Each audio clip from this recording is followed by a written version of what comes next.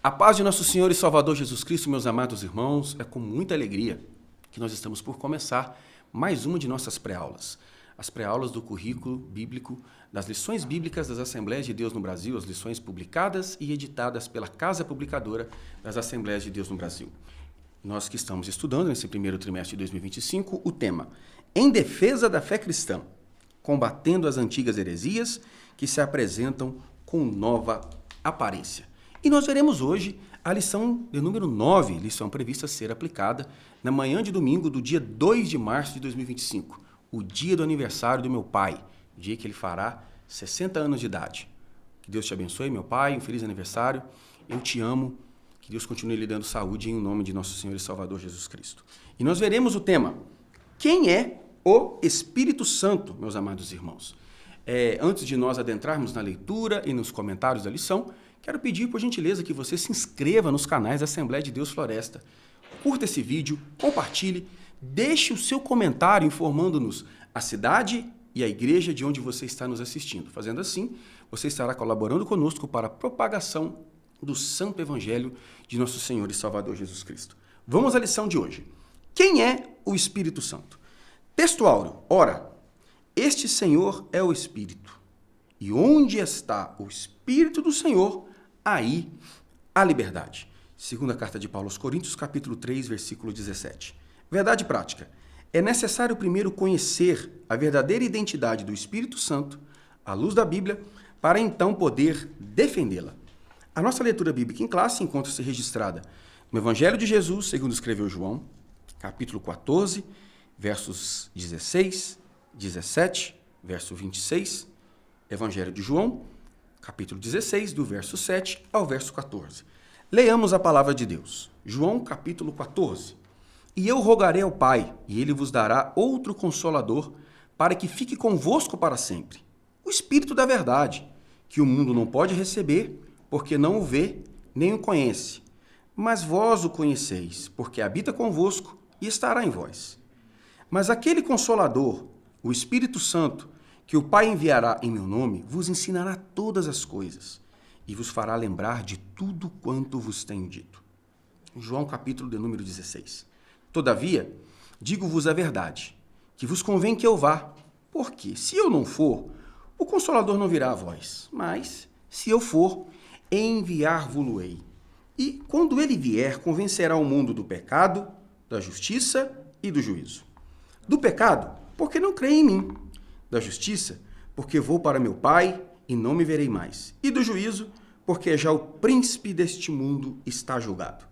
Ainda tenho muito que vos dizer, mas vós não o podeis suportar agora. Mas, quando vier aquele Espírito da verdade, ele vos guiará em toda a verdade, porque não falará de si mesmo, mas dirá tudo o que tiver ouvido e vos anunciará o que há de vir. Ele me glorificará, porque há de receber do que é meu e vou-lo-á de anunciar. Meus amados irmãos, é com muita alegria que recebo hoje aqui nosso professor, nosso amigo, companheiro de Santo Ministério, pastor Armando, que vai deixar a saudação inicial e as notas introdutórias dessa lição. Meu pastor, seja muito bem-vindo, muito obrigado pela deferência e disponibilidade de nos ajudar. Deus abençoe, meu pastor.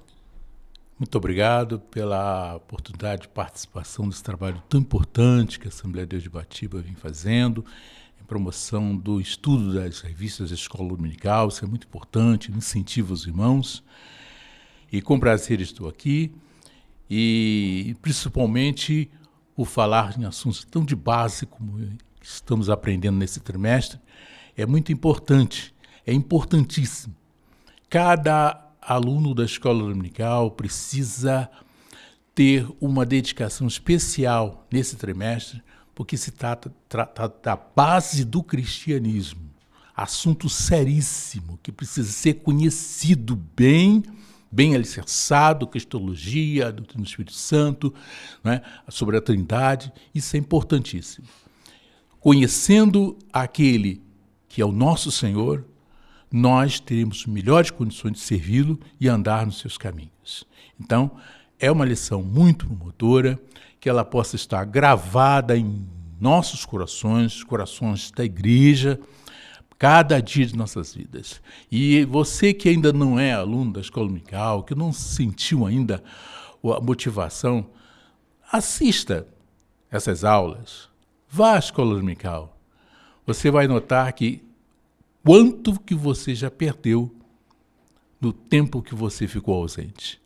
E que você seja mais um aluno da Escola Bíblica Dominical, para que cresça cada vez mais e fique na disposição do Espírito Santo de Deus para galgar patamares ainda maiores para a subida até o céu. Que Deus abençoe nesse estudo e que a bênção do Senhor seja com cada lição no nosso coração.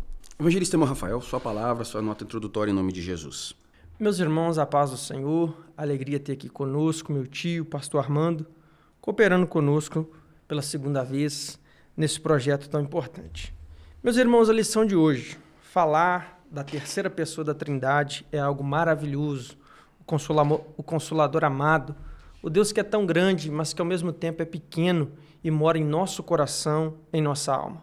Falar do Espírito Santo é falar do autor da Bíblia. Alguém diz por aí que a Bíblia tem 40 autores. Não diga isso. Isso é um equívoco, isso é um erro. A Bíblia tem 40 escritores, 40 amanuenses, mas ela tem um único autor, que é o Espírito Santo, que inspirou seus servos no registro do texto sagrado. O Espírito que, conforme o comentarista frisa, ele está presente de Gênesis a Apocalipse. Em Gênesis 1:2, ele já pairava sobre a face das águas no princípio, na criação de todas as coisas, e em Gênesis 22, e em Apocalipse 22:17, no fim, ele clama com a igreja, o Espírito e a noiva dizem, vem, o Espírito que está conosco para sempre. Amados irmãos, superados os conceitos de trindade, a manifestação do verbo, a união hipostática de Cristo e a sua deidade, chegamos agora nos temas tão imperiosos de serem estudados da teologia sistemática, que é a paracletologia, ou a doutrina do Espírito Santo. Falaremos então da terceira pessoa do Deus triuno, o Deus que é um, que se manifesta em três pessoas, na pessoa do Pai, na pessoa do Filho, na pessoa do Espírito Santo. A paracletologia, do ponto de vista historiográfico, certamente é uma das doutrinas da grade curricular da teologia sistemática que foram desenvolvidas de maneira mais recente. A era apostólica, a patrística, Idade Média, Reforma. Os primeiros pensadores da filosofia cristã e da teologia ortodoxa, por demanda, não se preocuparam objetivamente em construir uma doutrina tão solidificada a princípio a respeito da doutrina do Espírito Santo. Mas isso não nos dá o direito de pensarmos que ele é menos Deus em nenhum aspecto. Veremos nessa lição de hoje que o amado Espírito Santo, o Senhor da nossa alma, merece ser adorado, glorificado como Deus em todos os aspectos. Glorifiquemos e adoremos o Espírito Santo do Senhor, que nos guia à luz da verdade, a reconhecermos que Jesus Cristo é o nosso Senhor e Salvador e nos ajuda em santificação até a volta de nosso Senhor e Salvador Jesus Cristo. Ora, este Senhor é o Espírito. 2 Coríntios capítulo 3, versículo 17.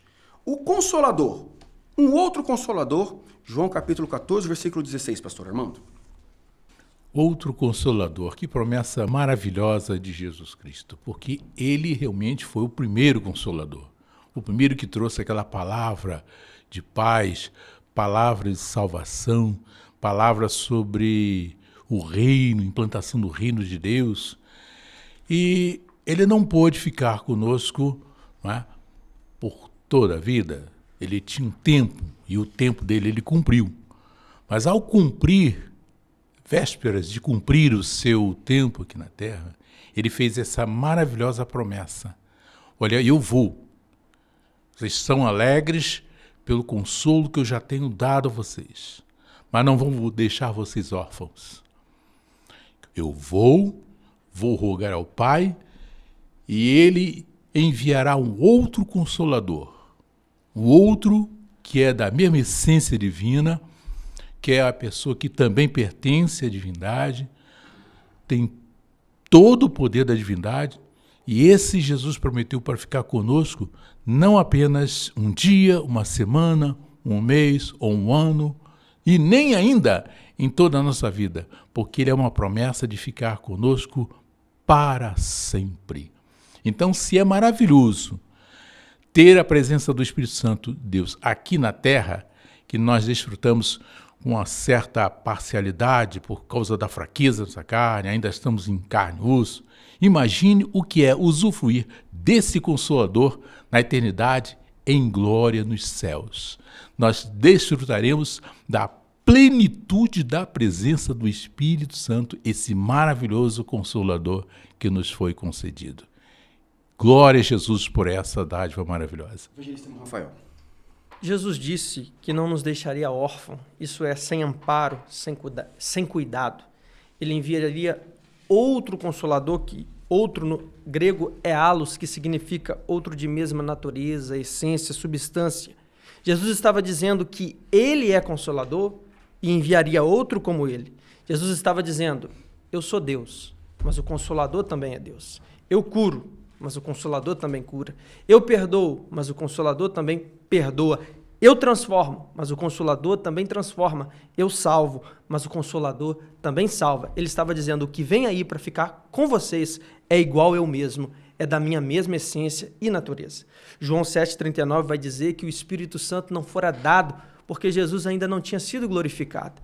Uma vez que o Espírito Santo foi dado no dia de Pentecoste, é porque o Senhor Jesus, ele foi glorificado nos céus. O Senhor Jesus se refere a esse Espírito Santo em João 14:26 como sendo o Consolador. Por que ele é o Consolador? Porque ele é que nos ajuda em nossas fraquezas, nos ajuda nos momentos difíceis da vida. Ele é o motivo da nossa alegria. Paulo diz em Romanos 14:17 muito bem que o reino de Deus não é comida e nem bebida, mas é justiça, paz e alegria no Espírito Santo. Meus amados e queridos irmãos, em seu discurso derradeiro, Cristo, juntamente com o seu colégio apostólico, ele traz aos seus tão queridos discípulos o afago de tranquilizá-los a respeito de sua partida. Já deixando claro que ele não estaria aqui e que por mais um pouquinho de tempo ele enfrentaria o Gólgota, a cruz, a morte, ressuscitaria e seria assunto ao Pai. Cristo então deixa claro que eles não ficariam sozinhos, órfãos, mas que ele enviaria outro Consolador. A expressão outro, segundo nos informa o dicionário Vini, instrumentalidade aportada pelo comentarista dessa lição, traz o termo grego halos, que significa alguém que possui a mesma essência, a mesma qualidade e a mesma descrição. Ou seja, Cristo estava dizendo que colocaria junto à igreja, dentro da igreja, porque nós somos o receptário, o templo do Espírito Santo, é o que Paulo ensina à igreja de Corinto, o Espírito Santo seria para nós e nos daria tudo aquilo que Cristo deu e foi para os discípulos durante os 3 anos e meio, 4 anos de seu santo ministério. Tanto é que a sentença batismal de Mateus capítulo 28, versículo 19, nos informa que a pessoa aceita, ao aceitar Jesus e confessar publicamente o seu novo nascimento, quem o batisma, ao sentenciá-lo nova criatura, dirá, eu te batizo em nome do Pai, do Filho, do Espírito Santo. O Pai que gerou o plano da salvação, o Filho que possibilitou a salvação pelo seu sacrifício e o Espírito Santo que traz-nos em nós, aplicando a salvação pelo poder da palavra em nossas vidas. Portanto, adoremos ao Espírito Santo do Senhor. Deus, em todos os aspectos, Deus, em toda a essência como Pai, assim como Filho. É o que declara a nossa crença, o nosso cremos na manifestação de fé do Espírito Santo. Cremos, professamos e ensinamos que o Espírito Santo é a terceira pessoa da Santíssima Trindade. Deus igual ao Pai e ao Filho. Glorificado seja o Espírito Santo do Senhor. Pastor Armando, tópico do número 2, o Paracleto, João 16, versículo 7. O Paracleto, aquele que é chamado para ficar ao lado, aquele que é convocado para estar junto de alguém que precisa de uma companhia capaz de ajudá-lo nas dificuldades, em todas as dificuldades que se apresentam. No antigo Império Romano, A figura do advogado ainda estava um pouco rudimentar, mas acontecia o caso de, às vezes, um réu não poder se representar sozinho, se defender, argumentar para sua defesa, e, em virtude disso, não é, a cultura romana ela trouxe, né, com o seu direito bem alicerçado, foi uma contribuição muito maravilhosa do Império Romano, trouxe a figura de alguém para ficar ao lado daquele réu, para que o julgamento fosse mais, não é, justo. Então, se alguém, porventura, quer se defender, não tem como, está muito abalado ou não tem palavras, aquele que está ao lado, ele pode falar por ele, pode defendê-lo. E essa palavra, Paracletos, foi colocada no Novo Testamento para designar essa pessoa maravilhosa do Espírito Santo, aquela que foi nos dada para ficar ao nosso lado, nos consolar, ensinar, fortalecer, dar capacidade para andar no Espírito e não cumprir as concupiscências da carne. O Espírito Santo, ele ensina, porque ele foi inspirador da palavra de Deus, verdadeiro autor, ele ensina, e esse Consolador é o maior professor de teologia que se possa imaginar, porque Paulo diz que ele conhece até as profundezas de Deus. Então não há nenhum segredo dentro da divindade que o Espírito Santo não conheça. Então, se nós temos esse professor excelente, que é o Espírito Santo, vamos dar glória a Jesus por essa bênção, porque com o Espírito Santo, com esse Paracleto, que além de nos consolar, nos ajudar, ele também nos ensina, nos dá força, conselheiro, não é? Como foi Jesus, e nós precisamos, com isso, estar como Paulo havia advertido, né? Não embriagar com vinho, que a contenda, mas enchei-vos do Espírito Santo. Nós precisamos fazer isso se nós quisermos ter uma vida cristã abençoada. Graças a Deus. Evangelista Rafael, o Paracleto, Evangelho de João 16, versículo 7. Meus irmãos, o tríplice objetivo do Paracleto, Espírito Santo, está em João 16, verso 8. Ele viria para convencer do pecado, e o pecado nós podemos entender como um crime contra Deus. Ele viria para convencer do pecado, da justiça e do juízo. Funções jurídicas relacionadas a um tribunal, porque a palavra paracleto no grego também traz essa ideia de um advogado, um intercessor. Isso está de acordo com o Espírito Santo, porque em Romanos 8, 26, a Bíblia diz que, da mesma maneira, também o Espírito nos ajuda em nossas fraquezas, porque não sabemos o que havemos de pedir como convém, mas o mesmo Espírito intercede por nós com gemidos inexprimíveis. E além de advogar, interceder por nós, o Paracleto é aquele que convence do pecado. É ele que gera o arrependimento no coração do pecador. Por isso, em Zacarias 4,6 está escrito: não por força e nem por violência, mas pelo meu Espírito, diz o Senhor. Ninguém pode ser obrigado a servir a Deus. Ninguém pode servir a Deus de forma compulsória. O Salmo 100, verso 2 tem uma exigência: servir ao Senhor com alegria. Então você, meu querido ouvinte, que você possa abrir o seu coração para o Espírito Santo. Não faça como aqueles que Estevão se refere em Atos 7, verso 51, homens de dura cerviz, incircuncisos de coração, que sempre resistiam ao Espírito Santo. Não faça isso. Mas quando você ouvir a voz do Senhor teu Deus, o Espírito Santo, não endureça o teu coração. Amados irmãos, Evangelho de João, capítulo 16, versículo 7, nos diz: todavia, digo-vos a verdade, que vos convém que eu vá, porque se eu não for, o Paracleto, o Consolador, não virá a vós, mas se eu for, enviá-lo-ei. O Espírito Santo do Senhor, o bendito e maravilhoso Espírito Santo do Senhor, enquanto pessoa, tem o cumprimento do seu ministério, sendo como alguém que é enviado para nos ajudar, prestar auxílio, consolar, confortar. Defensor de um réu. Pela misericórdia do Senhor, eu sou advogado, e o advogado ele possui constitucionalmente a atribuição de ter a qualidade de possuir a natureza postulatória, a capacidade postulatória, que é a legitimidade e autorização constitucional e legal para estar em juízo falando em seu próprio nome, falando em nome de alguém. E o Espírito Santo como paráclito, que significa aquele que está ao lado, chamado para ajudar, ele está para cumprir a nosso favor a função de advogado, a função de intercessor, a função de exortar. O Espírito Santo, segundo Paulo escreve aos Coríntios, habita dentro dos fiéis. O Espírito Santo nos guia. O Espírito Santo é Deus, deve e merece ser adorado em todos os aspectos de nossa vida, de toda a nossa existência. Ponto número 3, pastor Armando, seu uso no Novo Testamento. Aqui a lição vai mostrar 5 vezes que o Novo Testamento vai fazer referência ao Paracleto, não é? 4 sendo no Evangelho de João, e João é o que mais fala sobre essa promessa maravilhosa, né?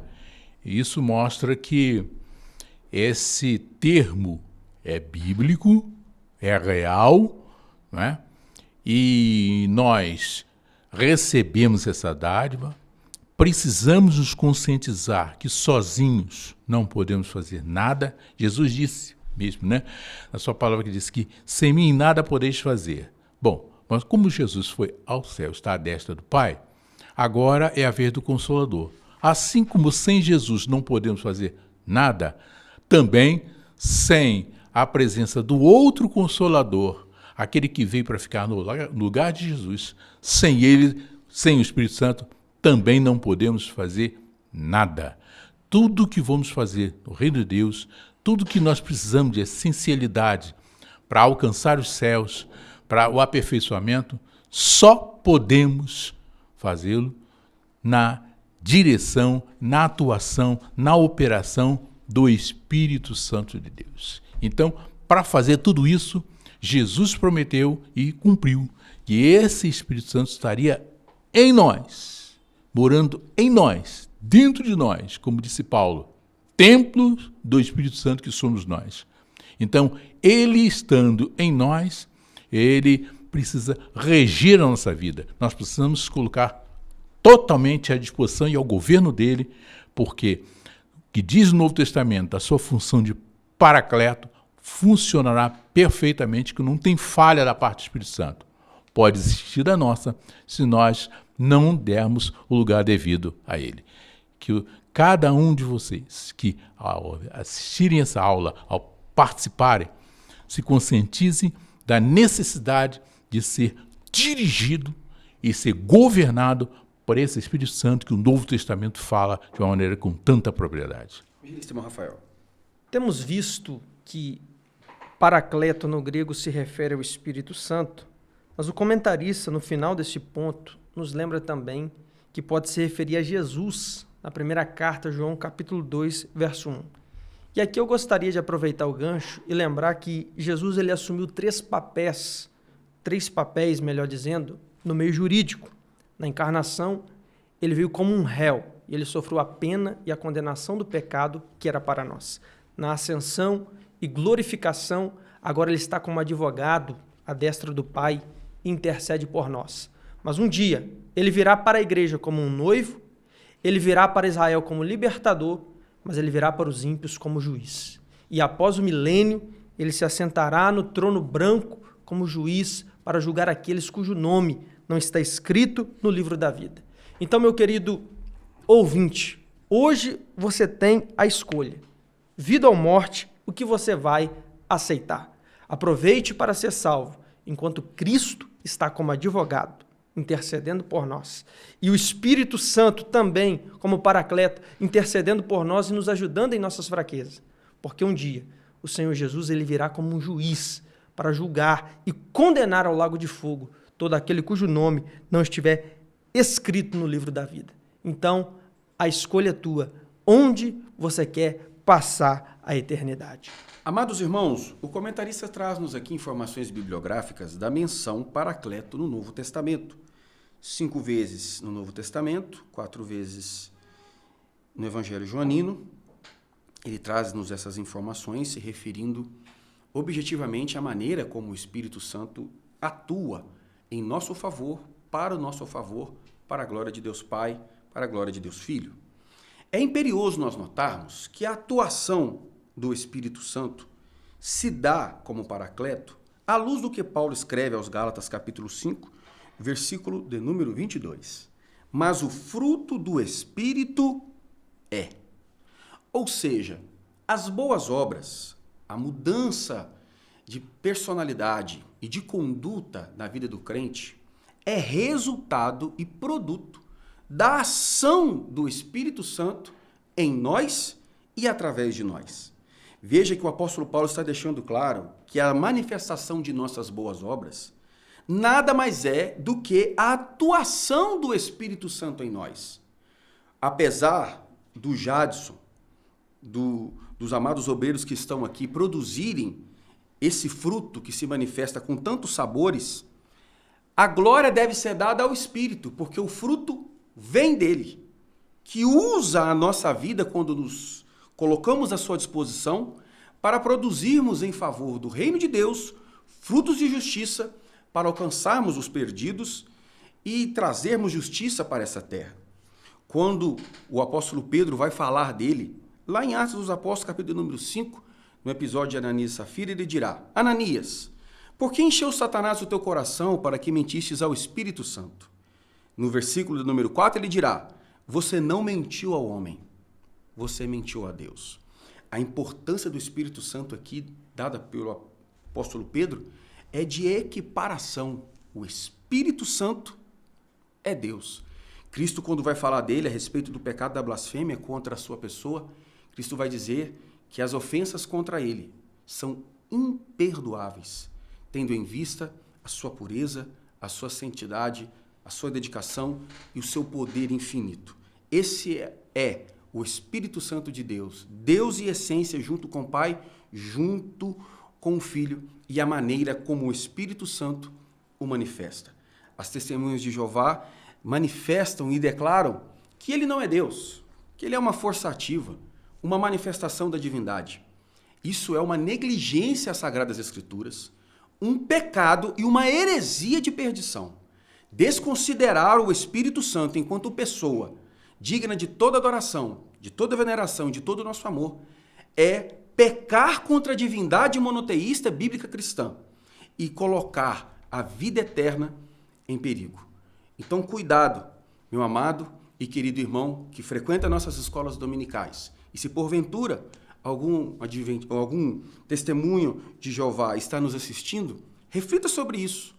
Leia a Bíblia Sagrada, avalie a Bíblia pela Bíblia e conclua por fim que o Espírito Santo é Deus, em essência junto com o Pai, em essência junto com o Filho. Tópico do número 2, sua deidade, atributos e obras. Sua deidade, pastor Armando? A deidade do Espírito Santo. A Bíblia fala de maneira bem abrangente, tanto no Antigo quanto no Novo Testamento, sobre a deidade. O nome Javé, derivado do tetragrama Yod, Re, Vav, Re, do verbo ser ou existir, levando o passado, era, o presente é e o futuro será, né? Se encaixa perfeitamente somente em 3 pessoas, no Pai, no Filho e no Espírito Santo. Porque o Espírito Santo, ele tem todos os atributos que a divindade tem, porque ele realmente é Deus, não é? Nós vamos ver várias passagens nas Sagradas Escrituras, nos tópicos que vão vir depois, vão mostrar claramente que o Espírito Santo é Deus e a sua deidade é bíblica. Não tem como, não é, nós dizermos que ele está fora da divindade. Ele é Deus, assim como o Pai é, assim como o Filho é. Amém. Evangelista Rafael. Meus queridos, como bem frisado pelo comentarista nesse ponto, o Espírito Santo ele se retirou de Sansão devido à vida dissoluta que Sansão viveu, quebrando princípios que deveriam reger a sua vida.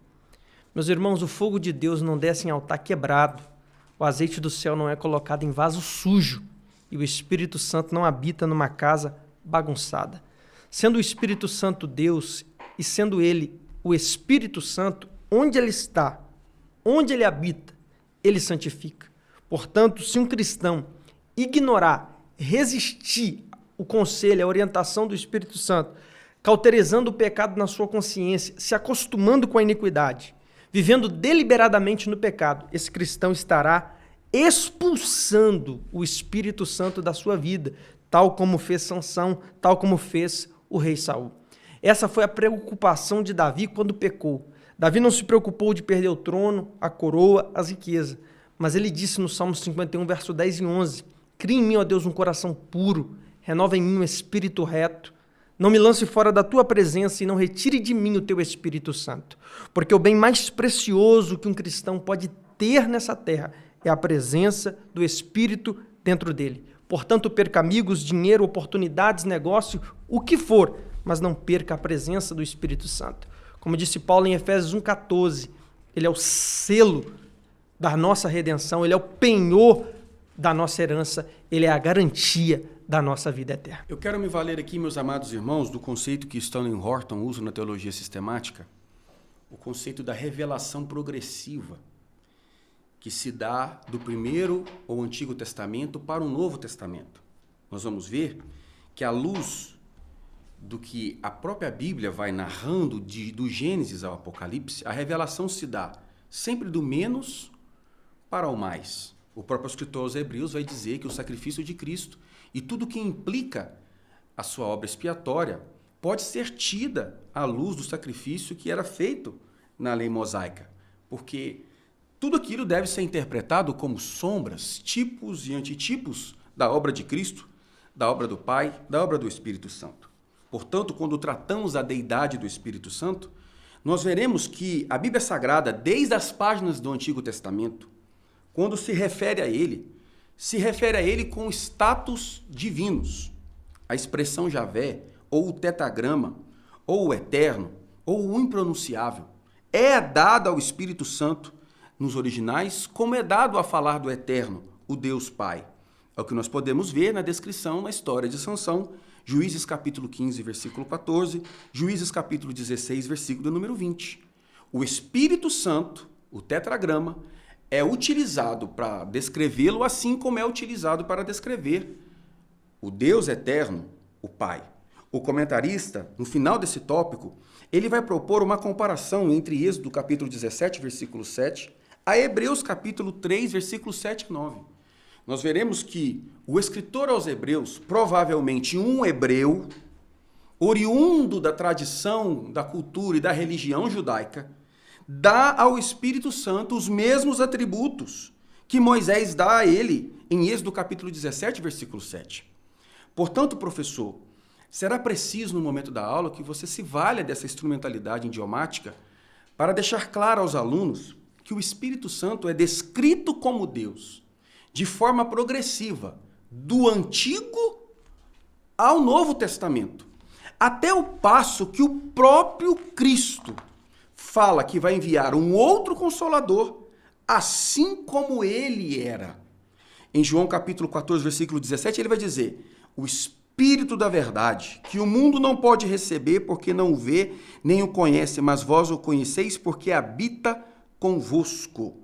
Mas aquele Consolador, o Espírito Santo, que o Pai enviará em meu nome. Ou seja, a revelação, ela é progressiva, ela começa a ser dada do Antigo Testamento até o ponto que o Cristo, o Logos divino, o Deus encarnado diz, o Espírito Santo é Deus como eu sou, é Deus como o Pai é. Ele esteve com Jesus no batismo, manifestando-se na forma corpórea de uma pomba. Ele está na sentença batismal.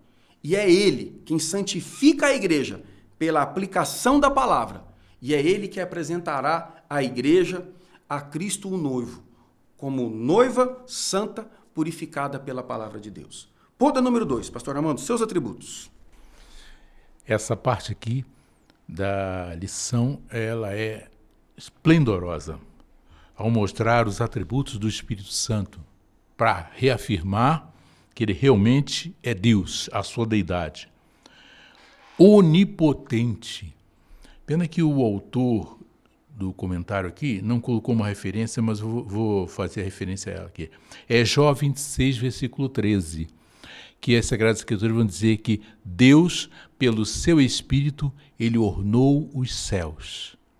Bem, os céus, hoje em dia, estão sendo mais deslumbrados, mais vistos, mais explorados, graças à tecnologia da NASA, ao colocar no espaço o potente telescópio James Webb, que consegue enxergar a distância de 14, 15 bilhões de anos-luz de distância. E a quantidade de galáxias que tem no universo é tão grande, que mostra o que a Bíblia mesmo fala. O Salmo que diz que os céus manifestam a glória de Deus e o firmamento anuncia as obras de suas mãos. Agora veja só, esse ornamento dos céus, com essa quantidade imensa de galáxias, com estrelas, planetas e vários outros corpos celestes, foram ornados pelo Espírito Santo de Deus. Só sendo Deus para fazer tudo isso. E outra coisa, o Espírito Santo sabe o nome de cada corpo celestial que ele criou. Só sendo Deus isso é possível. Fala da sua onipresença. Para onde me irei do teu Espírito? Se subir os céus, lá está. Se for qualquer parte da face da terra, ele está. Então, com isso, eu quero colocar aqui uma observação quanto ao que disse o autor do livro Conhecendo a Doutrina da Bíblia, Meyer Perman, quando ele diz na doutrina do Espírito Santo, numa parte ele diz que o Espírito Santo de Deus será tirado da terra. E na mesma doutrina, lá no final, ele vai dizer, não é possível o Espírito Santo ser tirado porque ele é onipresente. Realmente, isso foi um erro depois que ele consertou, só que o conserto quase ninguém observa. Só é referido à parte em que fala que ele será tirado. Não tem nenhum lugar onde o Espírito Santo não esteja. Ele sendo onipresente, não pode ser tirado nada. Porque, além disso, da sua presença, a sustentação de todo o universo, de tudo, não está somente com o Pai, não está somente com o Filho, mas também está com o Espírito Santo. Ele tem todo o poder, ele sustenta tudo com o seu poder. E quando se fala aqui também da onisciência, capacidade de saber tudo, todas as coisas, imagine quanto de coisas que se pode saber das profundezas de Deus. Então, se ele é infinito, então as profundezas dele também são infinitas. E o Espírito Santo, ele é tão onisciente que ele é capaz de conhecer toda a infinitude que tem na essência divina. Ou seja, uma onisciência como essa é a expressão máxima que só Deus pode ter. E a parte que diz aqui que é eterno, está lá em Hebreus 9,14, que pelo Espírito eterno, Jesus se ofereceu na cruz para ser o nosso Salvador. Ou seja, estava presente lá. Então Jesus se ofereceu, mas o Espírito Santo estava ali dando condições para Jesus sofrer tudo aquilo que sofreu por nós. Ou seja, o Espírito Santo também trabalhando para a aquisição da nossa salvação. Evangelista Rafael. Meus irmãos, o Espírito Santo ele foi ativo durante o ministério do Senhor Jesus. Lucas 4:1 diz que Jesus foi cheio do Espírito Santo e no verso 18 está escrito que ele foi ungido pelo Espírito Santo para poder cumprir o seu ministério. Portanto, os milagres que Jesus realizou, os demônios que ele expulsou, a mensagem que ele pregou, ele o fez no poder e na unção do Espírito Santo. Por isso que ele mesmo disse em João 14, verso 12, se vocês crerem em mim, vocês vão fazer as obras que eu fiz e farão ainda maiores do que essas. Por quê?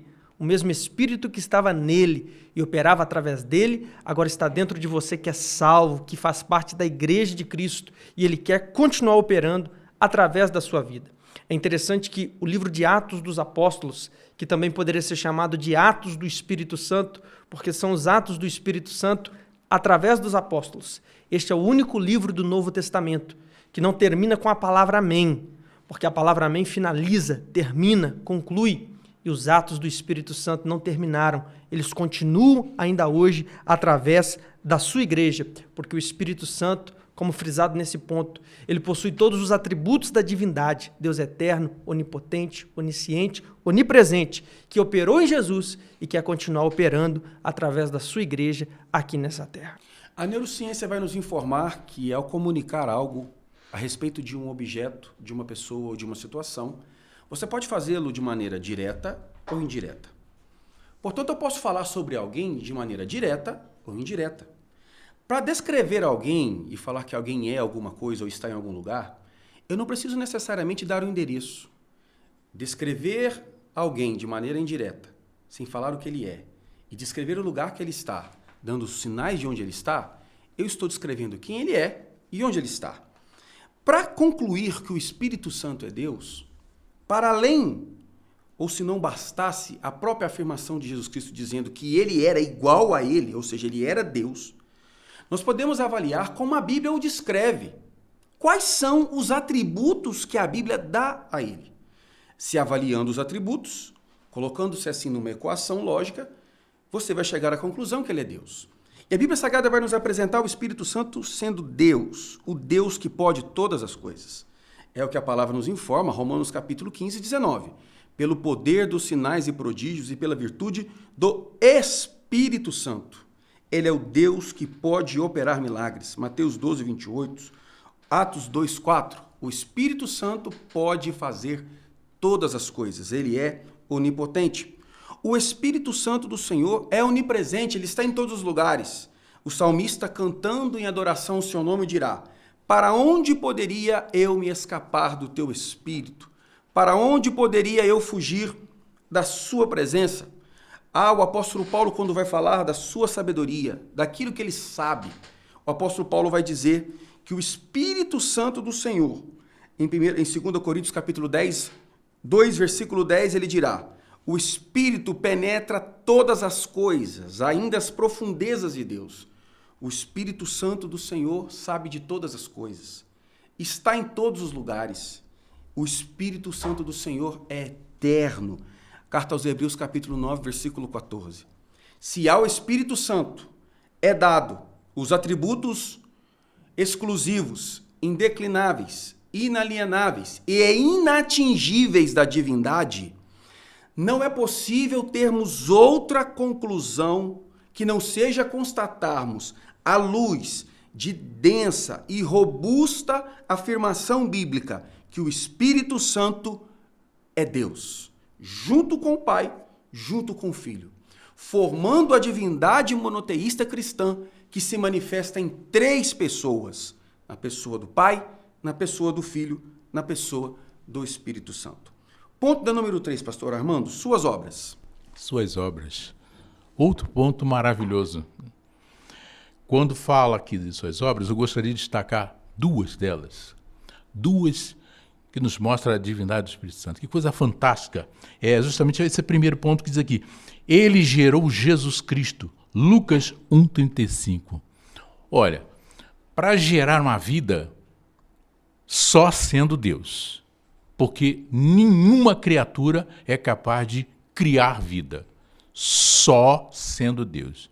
E o Espírito Santo, a Bíblia diz que a sombra do Onipotente, o Espírito Santo, cobriu Maria e colocou nela, né, o embrião que nasceria a pessoa humana de Jesus Cristo. Ele colocou ali o embrião, e que depois, ao desenvolver, seria, né, a inserção da alma, que foi colocada também pelo poder do Espírito Santo, e a inserção do Espírito do Filho num corpo humano. Olha só que trabalho esplendoroso do Espírito Santo para formar uma pessoa tricotômica: corpo, alma e espírito. O corpo, criado pelo Espírito Santo, a alma, criada também por ele, e esse Espírito é aquele Espírito eterno do Filho, da segunda pessoa, encaixar na pessoa humana de Jesus. Olha, isso é trabalho para Deus, letra maiúscula. E o Espírito Santo foi esse autor dessa magnífica obra. E também aqui, quando vai falar que, em 1 Coríntios, capítulo 12, versículo 7 a 11, que a distribuição dos dons do Espírito Santo, na hora da concessão, quem vai receber determinado dom não é uma atribuição nem do Pai e não é uma atribuição também do Filho, mas é uma atribuição do Espírito Santo. É Ele que distribui os dons segundo Ele mesmo quer, segundo Ele mesmo achar, né, o que vai ser útil e a quem será concedido. Então, a doação do Espírito Santo é Jesus, mas a doação dos dons espirituais não é com Jesus, é com o Espírito Santo. Então, para conceder essas maravilhas dos dons espirituais, tem que ser uma pessoa divina para conceder isso. E a igreja tem esses dons, são dons maravilhosos, e tudo pela instrumentalidade do Espírito Santo. Glória a Deus. Evangelista Rafael. Meus irmãos, entre as muitas obras que o comentarista cita do Espírito Santo, eu gostaria de enfatizar uma. Ele nos lembra que o Espírito Santo habita nos crentes. João 14, 17, Jesus disse que ele habita convosco e estará em vós. Paulo concorda em 1 Coríntios 3, 16, dizendo que nós somos o templo de Deus e que o Espírito de Deus habita em nós. Isso é muito importante porque a gente consegue perceber a operação de Deus em 3 tempos. No Antigo Testamento, Deus estava sobre, o Espírito Santo vinha sobre os homens. Ele vinha, usava o salmista para escrever o salmo, o juiz para libertar o povo, o profeta para profetizar, e depois ele retornava. O Espírito, na Antiga Aliança, ele ia e voltava. Já na Nova Aliança, com a encarnação do Verbo, Deus se tornou Emanuel, isso é, Deus conosco, Deus do lado, Deus andando na terra com o ser humano. Mas a partir de Atos 2, Deus passou a habitar dentro do ser humano, encheu aqueles que estavam ali no cenáculo, o Espírito Santo dentro de nós. Que coisa gloriosa saber que o salvo é o endereço de Deus na terra. Eu me lembro dos 3 voos da pomba de Noé. Na primeira vez que ele soltou a pomba, ela foi e voltou. É a operação do Espírito Santo no Antigo Testamento, ele ia e voltava. Na segunda vez, ela foi e trouxe um ramo de oliveira no seu bico. É a ação do Espírito Santo na vida de Jesus, a oliveira na qual nós fomos enxertados. E por fim, ele soltou a pomba uma 3ª vez, ela foi e não voltou mais. É o Espírito Santo que veio no dia de Pentecoste e não voltou mais, permanece conosco para sempre. Meus amados irmãos, numa linguagem jurídica, o comentarista aqui traz um rol exemplificativo das obras do Espírito Santo. Não é um rol exaustivo, ele não tem o propósito de dirimir, de apresentar todos os aspectos das obras ou da atuação do Espírito Santo, porque seria impossível. Ele é todo poderoso. Portanto, o que está descrito aqui no ponto 2.3 são somente as exemplificações do que o Espírito Santo faz e tem poder para fazer. Do que ele observou aqui, eu gostaria de observar o que ele diz das muitas obras do Espírito Santo. Ele é o Senhor da igreja. Atos capítulo 20, versículo 28, a palavra nos dirá: olhai, pois, por vós e por todo o rebanho, sobre o que o Espírito Santo vos constituiu bispos. Veja, meus amados irmãos, que é uma afirmação de conhecimento comum da comunidade e da cultura cristã. O Senhor não dá igreja para pastor, mas o Senhor dá pastor para a igreja, porque a igreja é dele. A igreja é do Espírito Santo. Atos dos Apóstolos, capítulo 13, a partir do versículo 2, a palavra nos dirá: e servindo eles ao Senhor e jejuando. Que Senhor? O Deus triuno. Disse o Espírito Santo: apartai-me Barnabé e a Saulo para a obra que os tenho chamado. Ele é o Senhor da igreja. Ele é quem separa os obreiros. Ele é quem capacita os obreiros. Ele é o dono da igreja, o Espírito Santo do Senhor. Na repartição dos dons, no capítulo 12, 13 e 14, quando Paulo vai falar dos aspectos litúrgicos e da ordem do culto, Paulo deixa claro que é o Espírito Santo que opera tudo em todos, que é o Espírito Santo quem dá os dons espirituais na medida, no modo e do jeito em que ele quer. Portanto, meu irmão, não há e não cabe manipulação, não cabe culto à personalidade humana, não cabe, meus amados irmãos, nenhum tipo de reverência exagerada, falta de razoabilidade para pastor, bispo, apóstolo, seja qual designação eclesiástica a denominação queira dar. A glória, o louvor e a adoração e todos os méritos na obra de Deus são exclusivos ao Espírito Santo de Deus, que por privilégio e pela graça que nós temos por fé em Cristo Jesus, resolveu nos usar, nós vasos frágeis, fracos e tão inconstantes. O vaso é de barro, pastor Armando, mas o tesouro é caro, porque é o Espírito Santo que habita em nós. Ponto de número 3, meus amados irmãos, já estamos caminhando para encerrar essa nossa lição. Se inscreva nos nossos canais, comente, deixe lugar à cidade de onde você está nos assistindo, deixe a sua curtida, nos ajude em nome de Jesus. Heresias antigas e novas. As primeiras heresias, pastor Armando, por gentileza.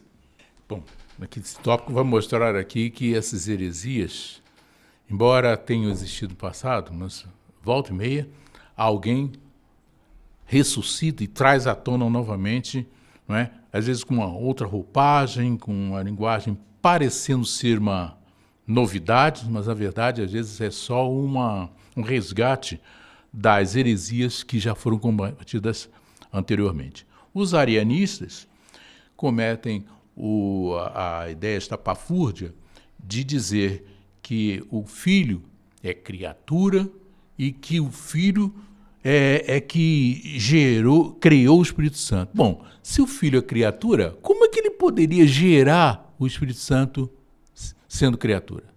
Tudo errado. Então, arianistas, na verdade, seria mais areianistas, botar areia na nossa doutrina, né? E os tropicianos, outra seita que lá do Egito, né, que foi combatida por Atanásio, que mostra a figura do Espírito Santo como se fosse um anjo, uma criatura. Então, eles oferecem uma figura para designar o Espírito Santo, quando o Espírito Santo ele não tem forma.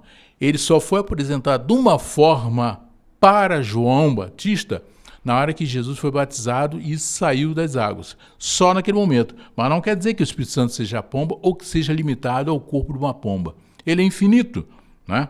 Então, os tropicianos, na verdade, eles são, na verdade, tropecianos, que estão tropeçando nas Sagradas Escrituras, não é? E falando coisas infundadas. E o pneumatomacianos, o nome feio, né? Coisa esquisita, surgiram depois dos tropicianos, né? São aqueles que, não conhecendo profundamente as Escrituras, não se apoiando nas Escrituras, falam mal do que não conhecem. Falam mal daquela pessoa que é o autor inspirador da Bíblia Sagrada, não é? Conhecedor dos profundos, não é? Conhecimentos da essência divina, e ficam fazendo oposição impensada. Então, esses pneumatomacianos, na verdade, são pneumatordoacianos, o que quer atordoar a doutrina. São 3 heresias que eu acho que seria muito desonroso, né, tentar jogar na lata de lixo, que é humilhar muito a lata de lixo, né? Evangelista Rafael. Meus irmãos, rebatendo as heresias da antiguidade, afirmamos o que a Bíblia diz e o que temos visto no decorrer da lição. O Espírito Santo, assim como o Pai e o Filho, ele é Jeová. Assim como o Pai e o Filho, ele é Criador, coigual, coeterno, consubstancial com o Pai e o Filho. Esse é o Espírito Santo. Não cremos que se trate de um anjo, de uma criatura, de uma força ativa impessoal de Deus. Não. Afirmamos e cremos no que a Bíblia diz.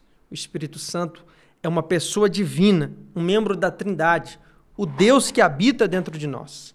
Comparamos essa Trindade a um triângulo equilátero, único, mas 3 lados iguais. Assim, Deus é um em 3 pessoas, Pai, Filho e Espírito Santo, iguais em santidade, iguais em eternidade, iguais em substância, em natureza, essência e glória. O Espírito Santo é Deus. Meus amados, os arianistas diziam que o Espírito Santo era uma criatura, uma das mais nobres criaturas.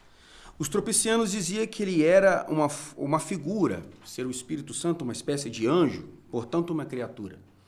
Então, arianistas e tropicianos são equivalentes ao afirmarem que o Espírito Santo é uma criatura, portanto, enquanto criatura, não é Deus, não é divino, não pode, não está e não sabe todas as coisas, não é eterno. Os pneumatomacianos, eles se levantam contra o Espírito Santo de Deus, se opondo à sua atuação, à sua natureza divina, falando mal contra o Espírito Santo de Deus. E em Atos dos Apóstolos, capítulo 7, versículo 51, nós já temos a advertência do colégio apostólico que nos diz: homens de dura cerviz e incircuncisos de coração e ouvido, vós sempre resistis ao Espírito Santo, assim como foi nos dias de Moisés.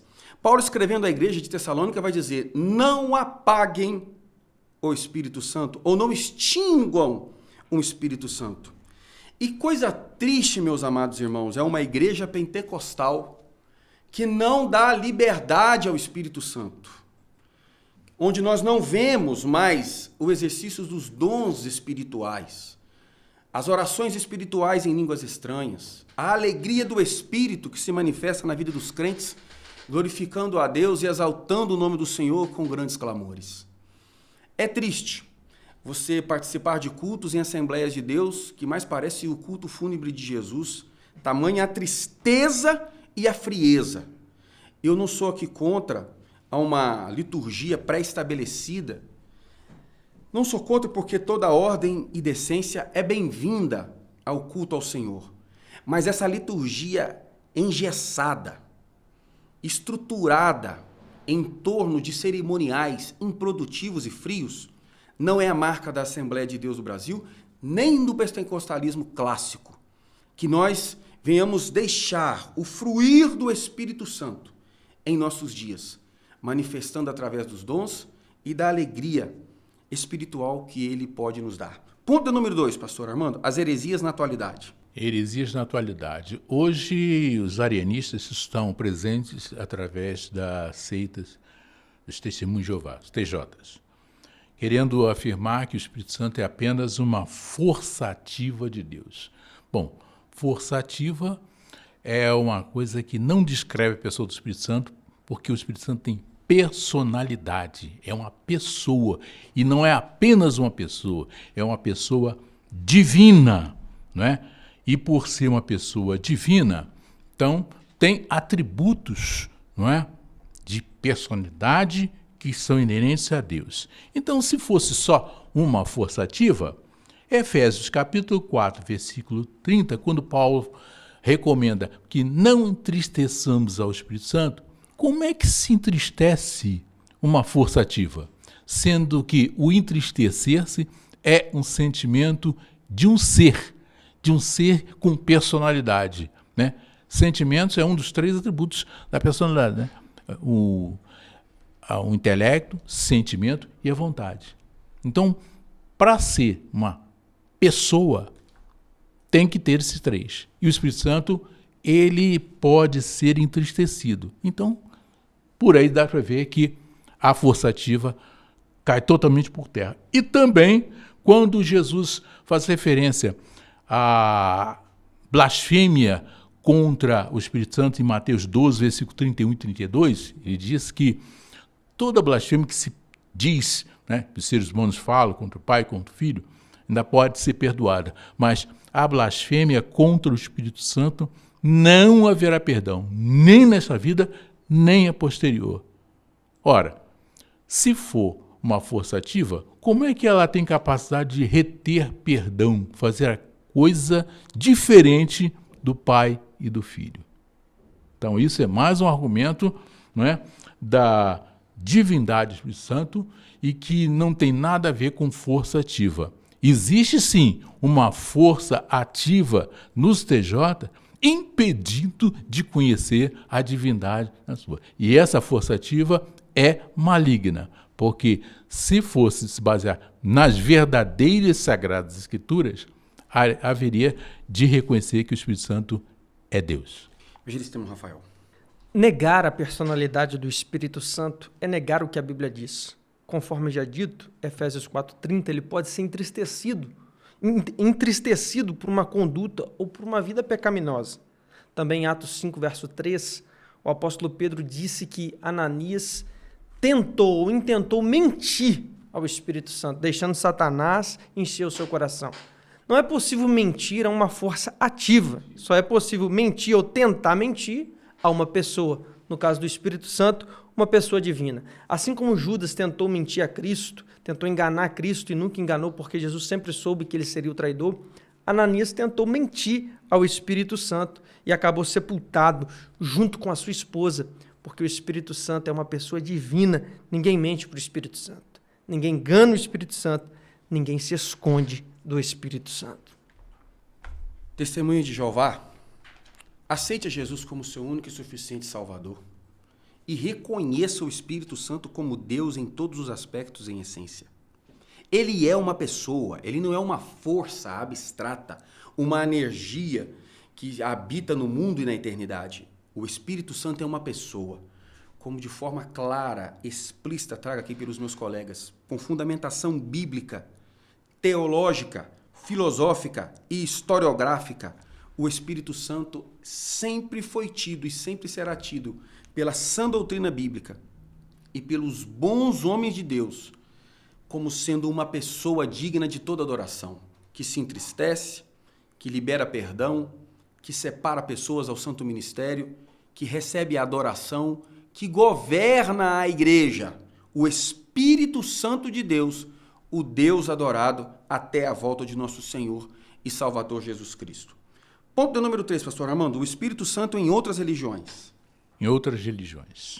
Aqui nós temos uma informação do pensamento da religião islâmica.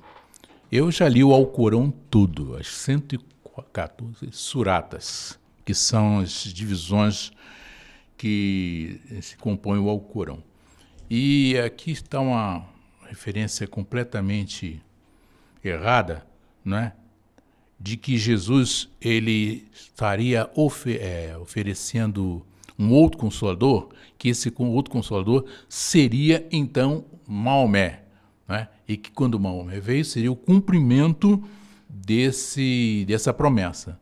Só que o Corão, os islâmicos erram quando nós pegamos em Atos capítulo 2, versículos 16 e 18, depois que o Espírito Santo foi concedido, que a igreja primitiva foi batizada com o Espírito Santo, Pedro, ao se levantar, ele explica para os outros que não sabiam o que estava acontecendo e esclarece aquele fenômeno de cada um falando na língua sua, que tinham muitos judeus que eram de outros pontos, né, da Ásia, da Europa, e eles estavam vindo, aqueles crentes batizados com o Espírito Santo, falando na língua deles, muitas línguas. Então, Pedro, na hora que foi explicar o que está acontecendo, que eles estavam perplexos, se esses homens estão cheios de mosto, aí Pedro vai dizer que Pedro, porém, pondo-se em pé, com os 11, levantando a voz, e disse-lhes: varões judeus, e todos os que habitais em Jerusalém,